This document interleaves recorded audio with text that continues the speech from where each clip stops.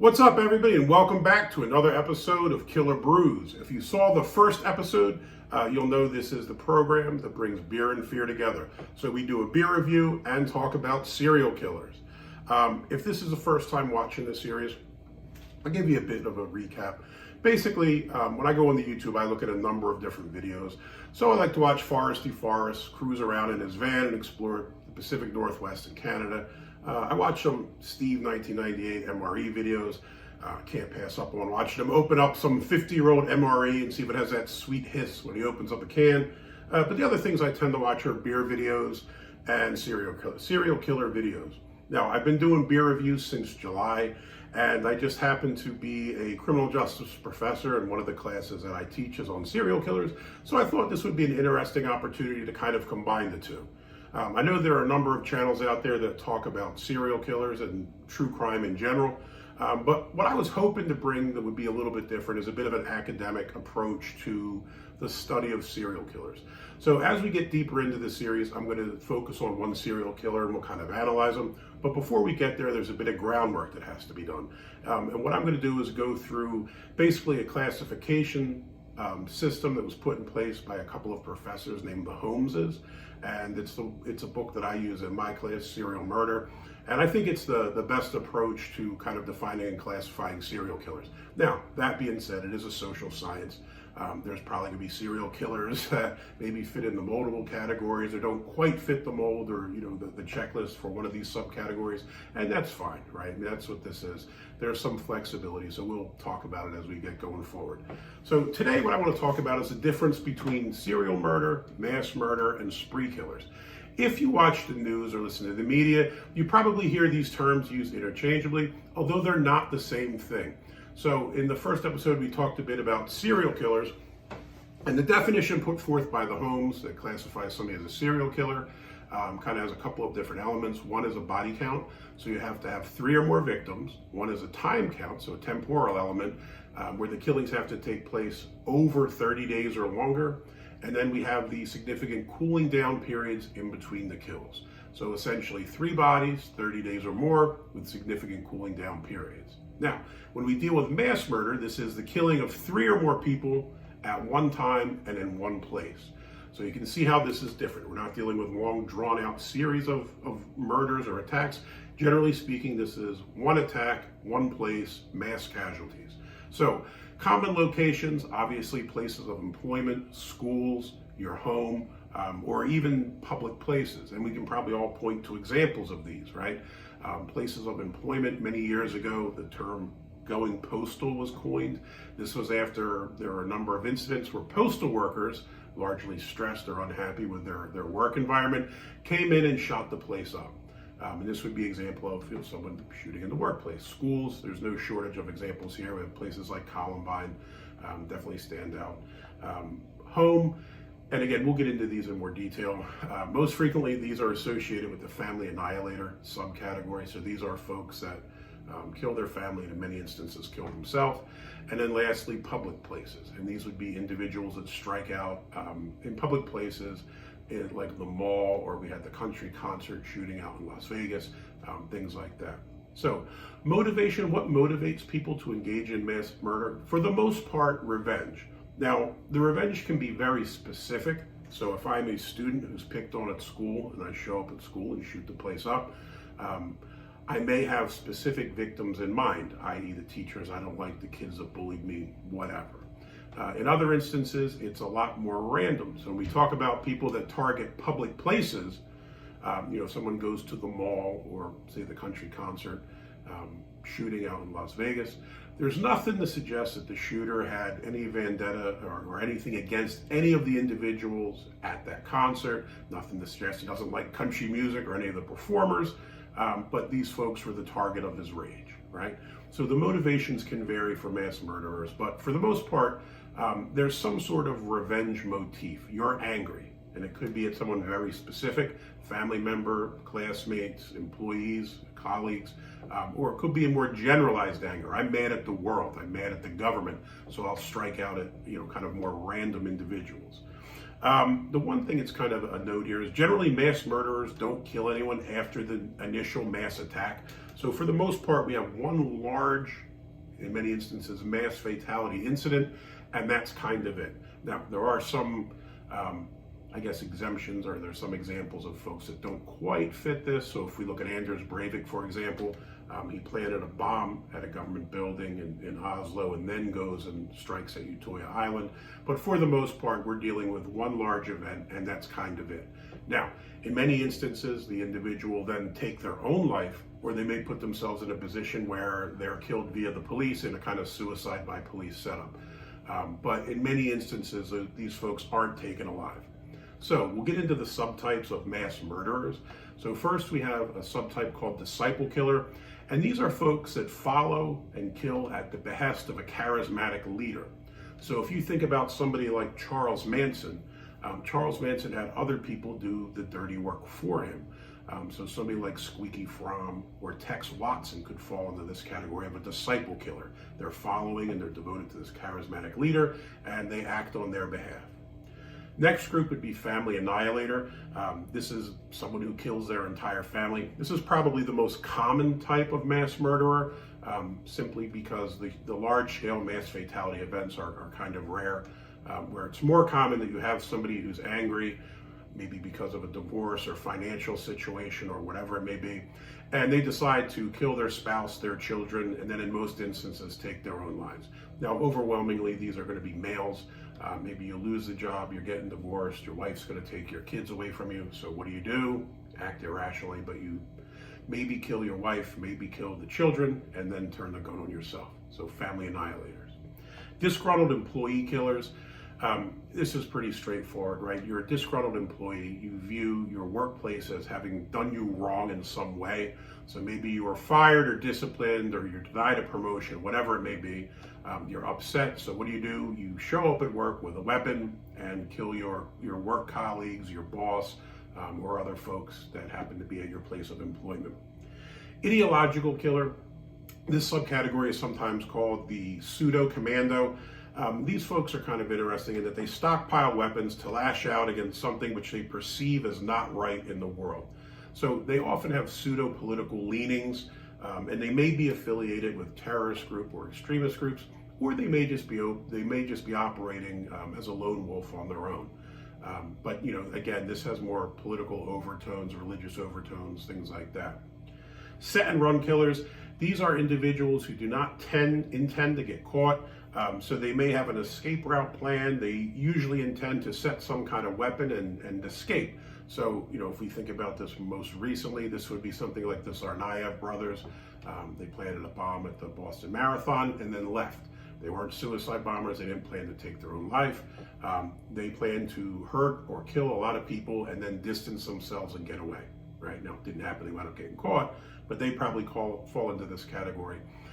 So largely bombers. The other subgroup, I guess, within the subgroup would probably be product tamperers. So individuals that tamper with products in the hopes that they'll get out into the stream of commerce and someone will take them and die. So maybe you adulter some kind of medication, someone picks it up, takes it, and dies. Right? Now, it's a lot harder nowadays because most of our medications and foods have foil linings on them so you can tell if they've been tampered with, but this would be someone else who could fall into this category. Next group is Disgruntled Citizen. So these are folks that are unhappy with something in their life and feel that killing a large group of people will either change their life for the best or give them some outlet for their hate. Now, this category is probably the most tricky because it's hard to tell why these individuals are mad. They could be mad at a government agency. Maybe they jacked up your taxes, or maybe you got denied a permit to build something. Who knows what the reason may be. Could be your life just overall isn't that great and you need somebody to blame. So these folks are just generally angry at the world and need to strike out against someone. Next group would be psychotic killers. These are individuals that have a true break with reality due to some sort of mental illness or impairment, and as a result, strike out against large groups of people. And then finally, the last one would be school shooter. And this is, again, pretty straightforward. Usually a student who has some sort of problem at school, again, could be with the teachers, administration, classmates. Maybe they're just generally picked on, bullied, don't enjoy school, whatever it could be. So what do? Show up at the school, target their classmates, teachers, and engage in acts of mass violence. So these are the subtypes within the category of mass murderer. Next, we'll move on to spree killers. So the definition of spree killer is the killing of 3 or more people within a 30-day period, usually accompanied by the commission of another felony. So again, we have the body count here as well, like we did with serial killer. So 3 or more people. We have a temporal element, but in this case, instead of being 30 days or longer, stretching this out over months or years, the damage is done in a short period of time, under 30 days, right? Now, here's the key part in my mind. It's usually accompanied by the commission of some sort of other felony. So the way I read this and interpret this is the killing is kind of secondary. So usually you're engaging in some sort of violent felony, i.e. a robbery. You may shoot the clerk or the bank teller or the shopkeeper, but you're not really interested in murder. The reason why you shoot the person is because you're there for the money, but you're eliminating witnesses. It may seem like I'm kind of splitting hairs, but if you kind of analyze it and think about it, the killing is secondary to the financial gain or whatever the other type of criminal activity may be.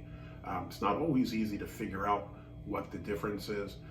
You may find that a serial killer may engage in one murder because they targeted someone. So say we look at Andrew Cunanan, for example, targets Gianni Versace, kills him, then basically goes on a cross-country escape trying to evade the police. On the way, he kills people or assaults people for things he needs, so money, cars, whatever. You could probably certainly say the Versace murders planned, and the intent or the reason why he went to see Versace was to kill him. After that, it's a little, I guess, a little less straightforward. The folks he kills have something he needs, as opposed to killing them for enjoyment or pleasure or sexual gratification or something like this. There's a different reason why he engages in these types of incidents. Motivation for spree murder: victims are generally randomly selected based on the needs at the time.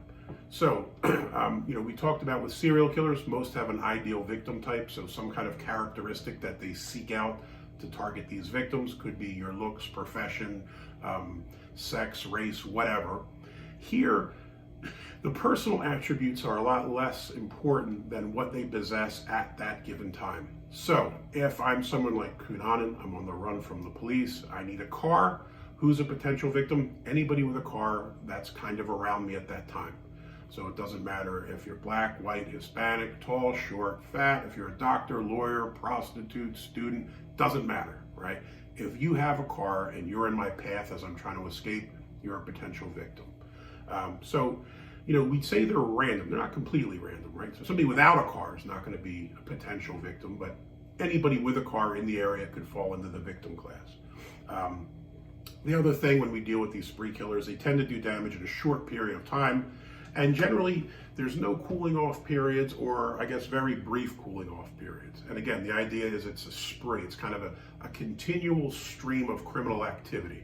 So you may find a murder, rape, robbery, whatever, maybe some kind of violent felony. Then as the person escapes, maybe they break into houses, break into cars, steal cars, rob people for cash, whatever it might be. They engage in this kind of string of criminality that flows from that first initial event. All right, now back to serial murder. Again, we talked about the definition here: killing of 3 or more people over a period of 30 or more days with significant cooling off periods in between. When we move forward and we do our analysis of the different serial killers, there are a few things that we're going to look for in each of these cases. First, like I said, is do they have an ideal victim type? Is there some group of people they target?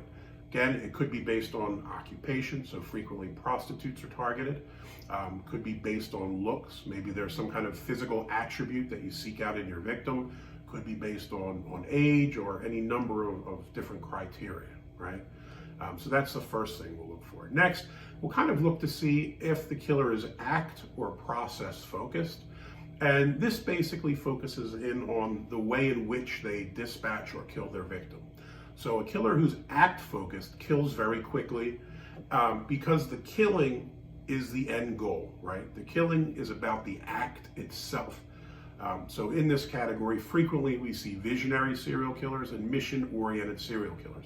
And we'll go into greater detail about what each of those groups, the details on each of those groups. So basically, again, if you're act-focused, your goal is to kill someone. So maybe you'll use a weapon like a gun because it can dispatch the victim quickly and you can kind of move on with whatever it is you want to do. Other serial killers like to take their time with the victim, right? So they may drag out the murder. They're going to kill slowly. They may derive pleasure and enjoyment from torturing their victims and watching them suffer.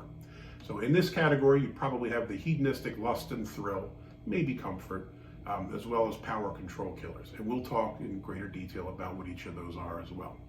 The third area we're going to look at is going to be geographically stable killers versus transient killers.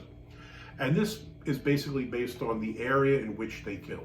So geographically stable killers kill in one area and tend to stay in that area. Now, why do they stay in that one area? It's usually somewhere where they're comfortable. So it may be in or around the home, in or around their business, or, say I'm an avid hiker and I'm familiar with a large outdoor area, state park or a national park. My hunting grounds, killing grounds may essentially be something as large as a national forest or a national park. But the idea is I'm comfortable operating in this area, this geographic area, so that's where I hunt and kill. Now, other killers will travel and kill. And you could obviously see some advantages to this. I live in a relatively small town. If you had one person get killed, it would be big news. If you had 2, 3, 4 bodies show up, I'm sure every federal agent within 500 miles would be in town trying to figure out what's going on. So serial killers, not surprisingly, if you want to engage in this type of activity and stay on the run for more than 30 days and not get caught, what would you need to do? Possibly throw the police off and cover your tracks. So some killers may travel to different areas to select victims to kind of avoid the trail of breadcrumbs, if you will, leading back to them. Now, where this gets a little tricky is there are some killers that kill in different states. And I think if you initially analyze this, you'd say, okay, they're transient, right? We have a body in Washington State and one in Idaho. But you might be able to argue, and I would do this in many cases, that these killers aren't really transient. They're not traveling to kill. They just happen to be traveling and kill wherever they are. So at different times in my life, I've lived in Florida, I've lived in Pennsylvania, Ohio. I'm not really traveling to these places as much as it's where I work, where I live. And it's the same kind of thing with serial killers. So if you deal with somebody like Keith Jesperson, who's a truck driver, the nature of his career makes him transient. So if he kills people while he's on the road, is he truly a transient killer that's traveling to kill? Or is he killing in that area where he feels safe? And I'd argue when we deal with folks that engage in careers like truck driving, they're serial killers, your truck is your home base. That's where you're comfortable. So, just like we would with a geographically stable killer that kills in or around the home, these folks kill in and around the truck or the, truck stops or wherever it is that truck drivers frequent. So don't just see different states and assume that it's automatically transient.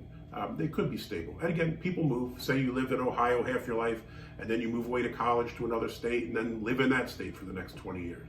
If you killed both people in both places, doesn't necessarily mean you're transient, just means that at different times you're in different places. All right, we've been talking a lot about mass serial and spree killers. Let's talk about this beer. The beer that I have today is from Heart State Brewing. These guys are in and around the Columbus, Ohio area. I think they're in Gahanna or somewhere. Yeah, Gahanna, Ohio, which is kind of outside of Columbus.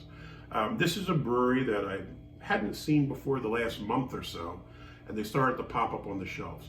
What's kind of interesting, they're called Heart State, and all of the beers have names that kind of work with the heart part of their name. So this is Land, and this is a Hefeweizen. It's described as light, crisp, complex, and weedy. So obviously, Heartland. I had the stout. There's a milk stout, which I quite like. It's called Sweetheart, so it's called Sweetheart. And I think I had the orange, I think it was a sour orange or something, but it was called Heartache. So all these beers kind of have a common denominator here. Now on the back it says banana, cloves, and bubblegum. Oh my. This is a German style wheat ale. And this one comes in at 4.8%, so relatively light. Let's give it a shot. Glassware today, I'm going with this Beer Camp Artisan Meats. This was in Ann Arbor, Michigan. I went up there a couple weeks ago on a trip, and Ann Arbor was a wonderful place. A lot of really cool little breweries. And me and my buddy Anderson just happened to stop at this one beer camp. They had some artisanal meat, so I guess it's like a butcher shop that also does beer. Didn't have a ton of beers. They only had maybe 4 or 5 on draft. But we had a couple of them. They were quite good. Bought some of the meat products. They were out of this world. I had a brisket burger. I think I had an apple, bacon, and something else, hot dogs. Amazing, amazing stuff. So I look forward to revisiting. Let's check this beer. Ooh, this is a cloudy one. You can see this is kind of a straw colored, a lot of cloudiness. If I turn it around here, you can actually see floaters floating around in this thing. Not uncommon in a wheat beer. Fair amount of ample carbonation, a lot of bubbles going on there. We got a healthy head here, at least 2 of my meaty fingers. Nice white frothy head.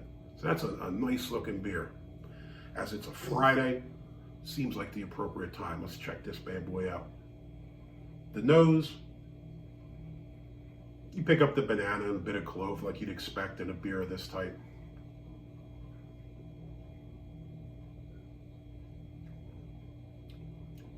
Taste, this is a medium to light bodied beer. You do pick up a really nice wheat taste, which I quite enjoy. You do pick up a bit of the clove and a bit of that kind of odd banana taste as well. All in all, this is a really nice beer. I said, I think this is the 3rd one that I've had from this Heart State. All 3 have been good. So far, the milk stout's probably my favorite one. I think that one is delicious. But this is a solid Hefeweizen, really decent beer. Be real nice on a summer day. Unfortunately, I'm sitting here in a foot of snow. But hey, we make the most of it. So Heart State, you would definitely get a thumbs up for this land beer. I'd definitely be drinking another one. All right, I'll slowly enjoy this as we talk about serial killers some more. As we further look into the subcategories of serial killer, the one type that interests me the most and is probably the least common are visionary serial killers. So these are individuals that have had a break with reality. They're psychotic and they kill at the behest of demons, God, whatever it might be. They may hear voices. They feel compelled to engage in murder. And the reality is there are very few of these folks, because if you are truly a visionary killer, there are a couple of things that come with the territory. One of the ways the FBI used to categorize serial killers is organized or disorganized killers. Disorganized killers tend to leave a mess at a crime scene. They may choose a weapon at the crime scene instead of bringing one themselves. And not surprisingly, in our modern age, they leave a fair amount of forensic evidence around for the police to discover. So visionary killers, if you truly have a break with reality and kill due to some psychotic urge, you often don't take steps to cover your tracks. So maybe you don't wear gloves. Maybe you touch a lot of things at the crime scene. Maybe you strike out in daylight where people can see you. So the idea is there are a lot of folks that fall into this category that just simply don't make the 30-day threshold. So maybe they have the body count, maybe they have the cooling off periods, but because of, I don't want to say their sloppiness, but because of the disorganized nature of their attacks, they tend to get caught. So I think about visionary killers. A lot of people fake that they have mental illness and we think they're visionary killers, but there really are a few folks that fall into this category. Herbert Mullen would be one that comes to mind. Herb Mullen basically thought that California was going to break off into the Pacific Ocean if he didn't kill people, so engaged in murders for the benefit of the rest of us, if you will. Another one that comes to mind is the vampire of Sacramento, Richard Trenton Chase. He's kind of interesting because, we talked about that definition of serial killer put forward by the Holmes, and it has that 30-day threshold. Now, technically speaking, I think that Chase got caught on like the 29th or 30th day or whatever it was, and kind of misses the threshold by a day almost. I would still say that he is a serial killer as opposed to a spree killer, because there wasn't really any secondary motivation for him. He was killing for the sake of killing, essentially. Again, he had severe breaks with his mental health and breaks with reality. At different times, he thought that his internal organs were upside down, believed the mafia was after him, believed Nazis were after him. He engaged in some really bizarre behavior where he drank the blood of small animals and drank human blood as well. It's kind of interesting when you learn about Chase. at times he's walking around covered in blood in a bright orange winter jacket when it's not really that cold out. And we talk about how come there aren't many visionary serial killers. They get caught. Why? Because you're rolling around matted in blood in a bright orange jacket. You're not exactly hiding or blending into the background, right? So visionary serial killers, there are very few of them, but they tend to get a lot of press attention when they are about, just because sometimes the things they do are so bizarre. Next would be mission killers.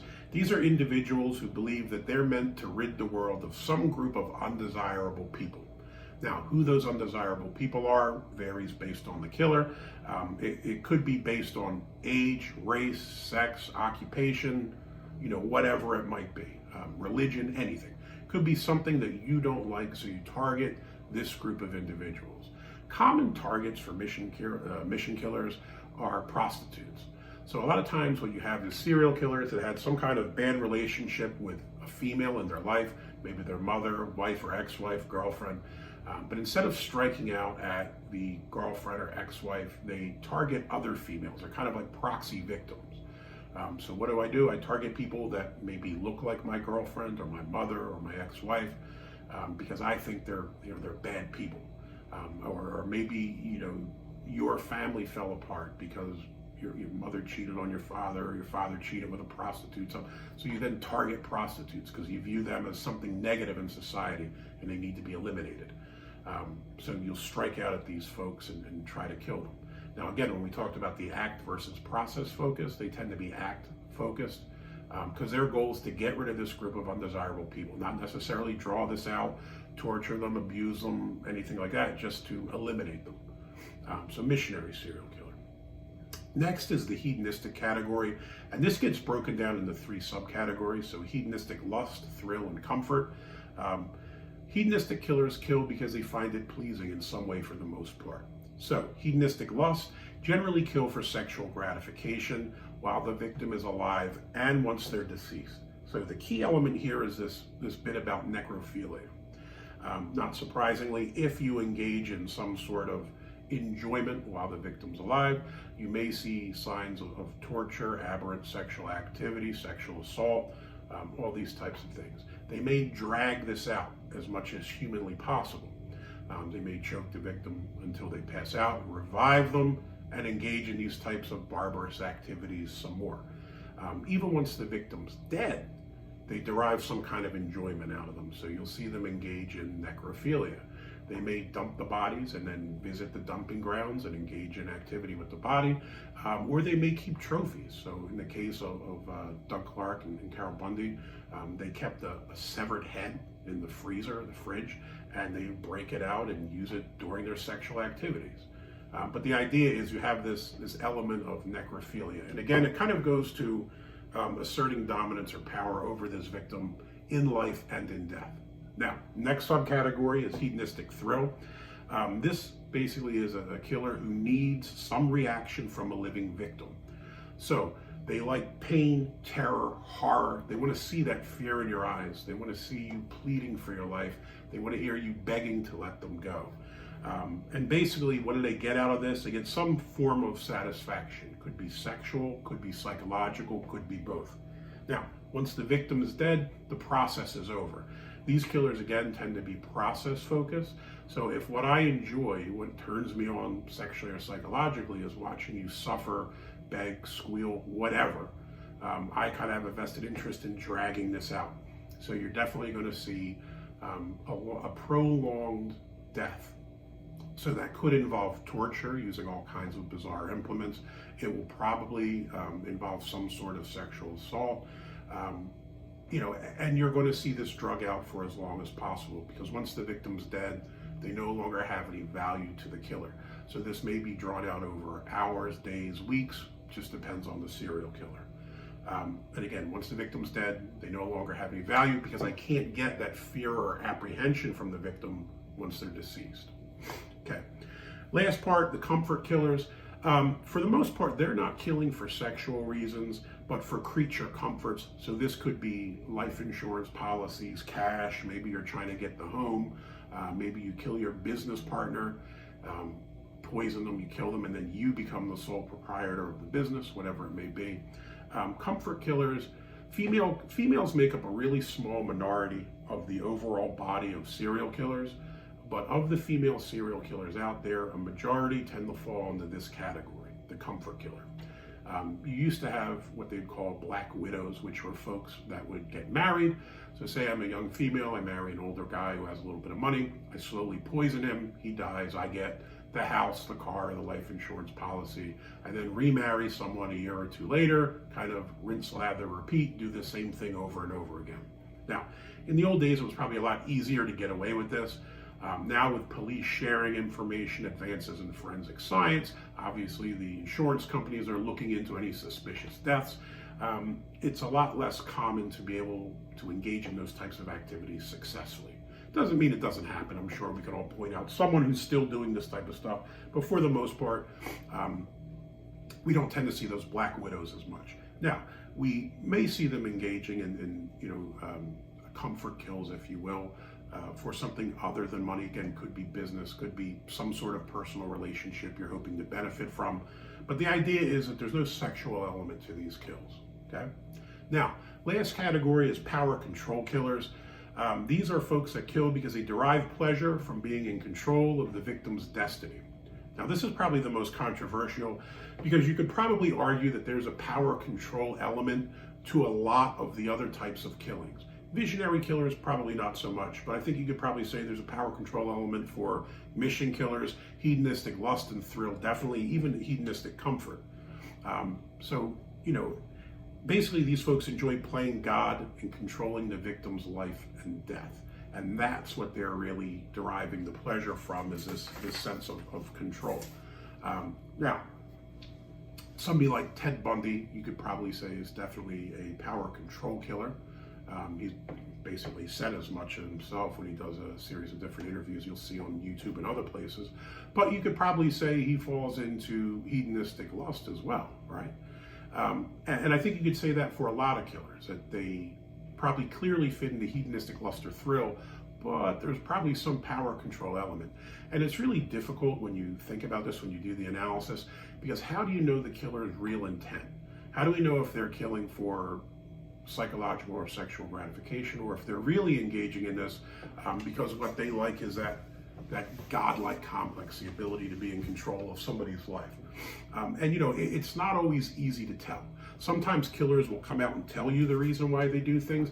Even then, you can't really put much faith in it, because these folks are, at the most basic element, liars, professional liars. If you think about it logically, if the average person were to engage in any of the activities that these folks do, you certainly wouldn't be normal for a long period afterwards. You might be visibly shaken physically, mentally, emotionally distraught, where these folks can engage in these kind of activities and just go back to life. So you look at somebody like Richard Kuklinski, the Iceman. He was essentially able to pull off a mafia hit or kill someone for personal reasons and then show up at his daughter's softball game. For most of us, this wouldn't be a possibility, but for these folks it is. And this is what makes it kind of hard. You're going to be asked when you do the analysis to kind of look through the acts and figure out if these folks are acting because they want to be in power control position or because they just are strictly in it for sexual or psychological gain. And in many instances, you're not going to know. You're not going to be able to tell. And even if they do tell you, you're not sure they're telling you the truth, right? This is kind of what they do. They mislead you. They'll give you false facts or false information, because what do serial killers want? To be recognized, to be seen. So it's kind of a difficult category when we do that power control analysis. Usually what I tend to find is that killers will fit into one of the previous categories and then have that power control element. So that's usually the way I would discuss it. All right. Last topic for today. Serial killers are kind of unique in the type of activities they engage in. But what's even kind of odder is that at times we find multiple people that would engage in this activity and they meet each other, right? So what are the odds of knowing a serial killer? Probably astronomical. What are the odds of knowing two? My God, even worse. But we do tend to see these teams, and they have different dynamics. Sometimes they're male-male, female-male, female-female, or even groups, multiple females, multiple men engaging in serial murder. What you do find in these groups is you usually tend to have one person that's the dominant personality and the other person is more submissive or subservient. So in some instances, say we look at a male-male pairing, we have Charles Ng and Leonard Lake. Leonard Lake was a bit older than Ng. Many people would say that Ng looked up to him kind of like a father figure. So Lake would probably be the dominant personality in that relationship. They engaged in a bunch of really kind of bizarre murders. They're kind of reminiscent of the movie Kiss the Girls with Morgan Freeman, where they capture young ladies and keep them hostage in this facility. And they did something similar. They built a bunker and they kept girls captive. He used to call them the M girls.